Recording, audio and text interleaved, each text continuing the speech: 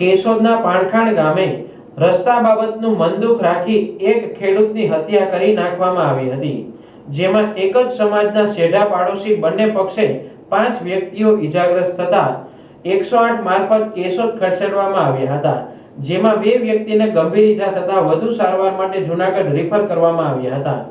જેમની હત્યા કરવામાં આવી તેનું નામ પાણખાણ ગામના પીઠારામ રાયમલભાઈ ગાંગણા ઉંમર વર્ષ 62 હોવાનું જાણકારી મળી હતી, જ્યારે તેના ભત્રીજો અને ભાઈ બંનેને ગંભીર ઈજા પહોંચી હતી। મારું નામ છે ભાયાભાઈ રાયમલભાઈ ગાંગણા, રહેવાનું પાણખાણ।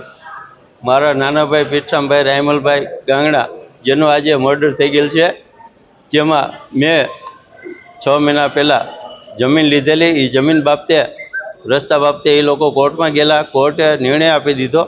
તેમ છતાં આ પીઠરામભાઈને મારા ભત્રીજા રણજીતભાઈને બધાય ત્યાં ખેતી કામે ટ્રેક્ટર લઈને જતા હતા। રસ્તામાં પાઇપ અને કુવાડી વડે જોટા પરિવારના નાજાભાઈ તથા ભૂપતભાઈ, દેવદાનભાઈ અને એના જે છોકરાઓ તથા બૈરાઓએ હુમલો કરીને પાઇપ વડે માથામાં મારીને મર્ડર કરેલ છે મારા ભાઈ, નાના ભાઈ પીઠરામભાઈ, જેનું મને જે માથામાં ઈજા કરેલ છે। 2 જણ, બીજા 3 જણાની ઈજા કરેલ છે। એમાં મારો નાનો ભાઈ જેઠુભાઈ તથા વિક્રમભાઈ મારો ભત્રીજો અને રણજીતભાઈ મારું જીવન ઝેર કરી નાખેલ છે। ડીવાયએસપી પોલીસ સ્ટાફ હોસ્પિટલ પહોંચ્યો હતો। આ ઘટનાના પગલે પોલીસે હત્યા સ્થળે પોલીસ બંદોબસ્ત ગોઠવી દીધો હતો।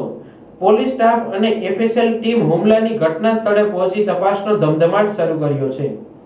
આ ઘટનામાં રણજીતસિંહ બાવાભાઈ ગાંગણાએ ફરિયાદ નોંધાવતા પોલીસે ભૂપતભાઈ બાબુભાઈ જોટા, સોમનાથભાઈ બાબુભાઈ જોટા, દેવદાનભાઈ રાજાભાઈ જોટા, નાજાભાઈ ગાંગાભાઈ જોટા, રાવતભાઈ નાજાભાઈ જોટા, જીતુભાઈ નાજાભાઈ જોટા, જનકભાઈ દેવદાનભાઈ જોટા, હમીરભાઈ દેવદાનભાઈ જોટા, હઠીસિંહ દેવનાથભાઈ જોટા, બહાદુરભાઈ ઉર્ફે ભાવેશભાઈ ભૂપતભાઈ જોટા, જગદીશભાઈ ભૂપતભાઈ જોટા, મીણુબેન નાજાભાઈ જોટા, મંજુબેન ભૂપતભાઈ જોટા, જહીબેન દેવદાનભાઈ જોટા, દક્ષાબેન જીતુભાઈ જોટા એમ કુલ 16 વિરુદ્ધ એક્શન કરી ગેરકાયદેસર મંડળી રચી હત્યા કર્યાનો ગુનો નોંધતા હુમલાખોર શખ્સને રાઉન્ડ અપ કરવા કાર્યવાહી શરૂ કરી છે।